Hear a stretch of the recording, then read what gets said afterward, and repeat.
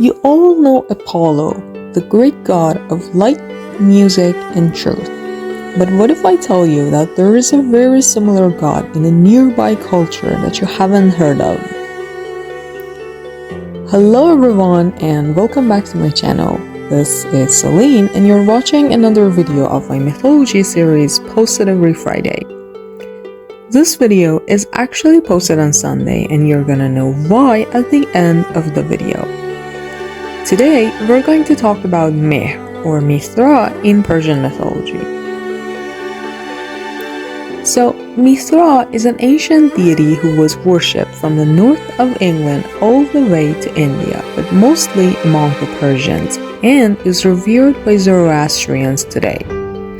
And here, I'm going to talk about his birth, his specific characteristics and responsibilities, the gods connected to him, how he is still reflected and celebrated in Persian society today.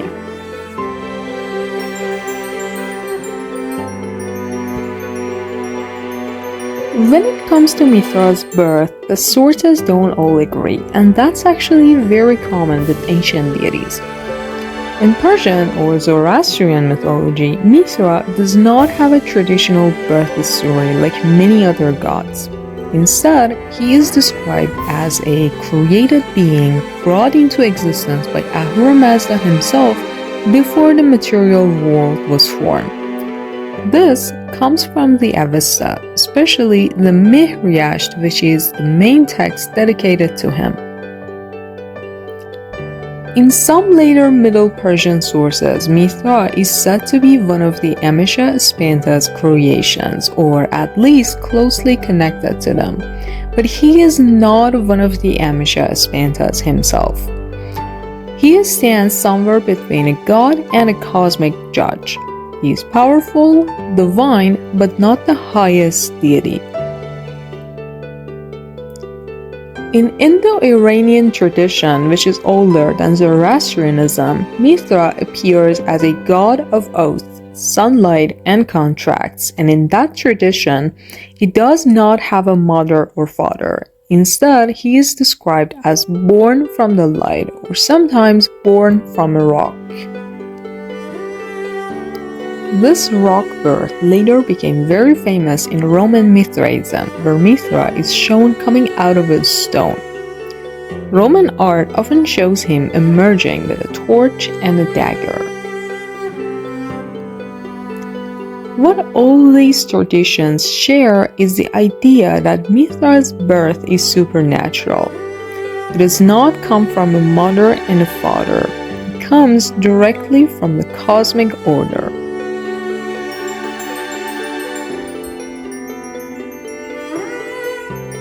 Mithra is a very important god with many roles, especially in Persian mythology and later in Roman Mithraism.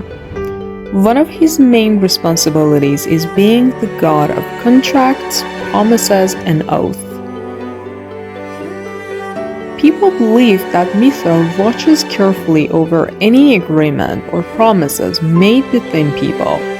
Because of this, he was considered very sacred among soldiers and warriors. Soldiers called on Mithra to protect them and to keep promises made during battles. Mithra is also closely connected to the sun and light. He is often called the god of the sun or a sun god, bringing light into the world and fighting against darkness. In many stories, Mithra represents the power of truth, justice, and order, which are all linked to light as a symbol of goodness and knowledge. In one myth, it is said that the sun has fallen down and Mithra takes his hand to help, and that's how they're related.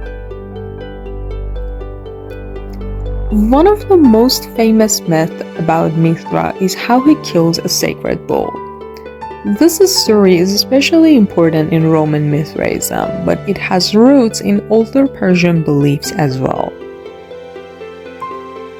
According to the myth, when Mithra kills the bull, life is created from its body. From the bull's blood and flesh come all the plants and animals that live on earth. This act is seen as a symbol of creation and renewal. The bull's death brings new life to the world. This myth connects Mithra with fertility and the cycle of life, showing how he is a god who protects life and nature through his power. By killing the sacred bull, Mithra not only shows strength but also the power to create and protect life. However, in Persian mythology, Mithra is not only the god of light, contracts, and war. He also has an important role in the afterlife and judgment of the souls. After death, souls were believed to face a kind of divine judgment, where their actions in life were carefully examined. Mithra was seen as one of the gods who watches over this process and ensures that justice is done. In Zoroastrian tradition, after death, the soul crosses the Chinvat Bridge, the bridge of judgment. Although the main judge is often thought to be Ahura Mazda or Mithra's close ally Stravosha, Mithra plays a crucial role as a guardian of truth and justice during this journey. He helps determine whether the soul has been honest, kept its promises, and lived righteously. Because Mithra is the god of contracts and oath, he ensures that people who have broken their promises or lied face consequences. His role as a judge reflects his larger responsibility to protect social order and cosmic balance. In this way, Mithra is connected to the idea of moral accountability, reminding people that their actions matter not only in life but also after death.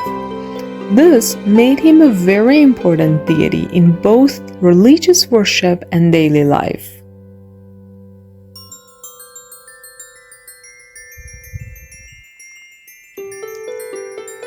Now, let's start talking about the festivals and celebrations in his honor. Let's begin with Mehregan. Well, as we have said before, in ancient Persia, people dedicated certain months and days to their gods. This was a way to honor each deity regularly throughout the year. The 7th month of the Persian calendar was dedicated to Mithra, and it is called Mehr. Also, the 16th day of every month was dedicated to Mithra. When the day and the month dedicated to the same god happened to coincide, it became a special celebration for that deity. So the 16th day of the 7th month was an important festival called Mehregan, a day especially honoring Mithra. This shows how deeply connected Mithra was to Persian culture and timekeeping, as people marked the calendar itself with his name and celebration. And it is one of the most ancient Persian celebrations still observed today. The name Mehregan comes from Mehr, the Persian name for Mithra, and Gan meaning festival or celebration. So Mehregan means the festival of Mehr, or Mithra. It is a time to honor Mithra's role as the god of contracts, friendship, light, and harvest. Mehregan marks the harvest season and gives thanks for the crops and blessings of the earth. It is a celebration of light, love, and truth, reflecting the qualities associated with Mithra. The festival celebrates the power of Mithra to bring justice and harmony between people, making it a time to strengthen friendships and family bonds.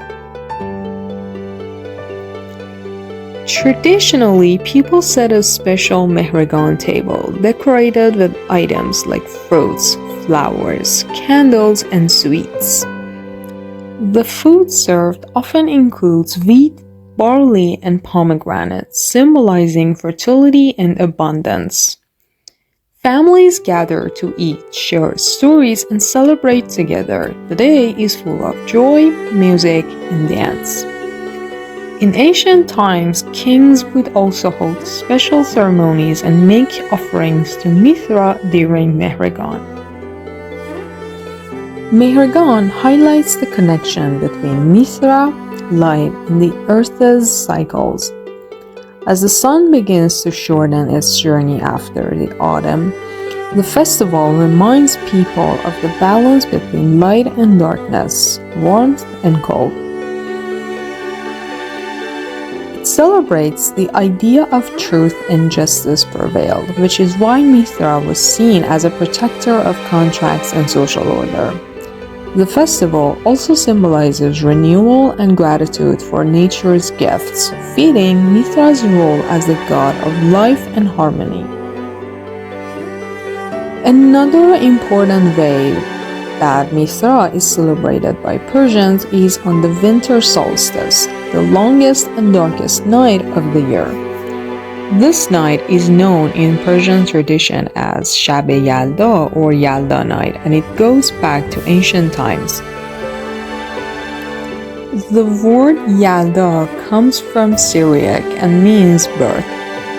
In the context of ancient Persian belief, Yalda night marked the birth of Mithra, the sun god, on the darkest night. This moment was symbolic. After this night of darkness, the days begin to get longer, so light is coming back. On this night, families would gather together, staying up until dawn. They ate special fruits and foods, for example, pomegranates, watermelons, nuts, and dried fruits. These are not just delicious, they also hold symbolic meaning. For example, the red color of pomegranate and watermelon is especially meaningful. It's like the red of dawn representing light and life and warmth returning. People told the stories, read poetry, and shared songs to pass the night. In some older traditions, fires were lit to protect people from evil forces, because in the longest night, dark powers were thought to be stronger. So light, aka Mithra, brings hope and protection. Yalda wasn't just a party, it was deeply mythological. It symbolized Mithra's victory over darkness, light's triumph over evil. According to sources, this celebration goes back to pre-Zoroastrian times. Ancient Persians saw the winter solstice as a turning point in nature. After the longest night, the power of the sun, that is Mithra, would grow stronger again. Today, Yalda night is still widely celebrated in Iran and among Persian communities. Even though many people don't necessarily connect it to the religious worship of Mithra in a formal way, the mythological roots remain, especially the symbolism of light coming back. And it carries the ancient message of renewal and rebirth. And Yalda night is tonight, so I hope you all have a wonderful celebration. If you enjoyed this video, don't forget to like, subscribe, and share. Stay tuned for more Persian mythology content every Friday. Until then, take care.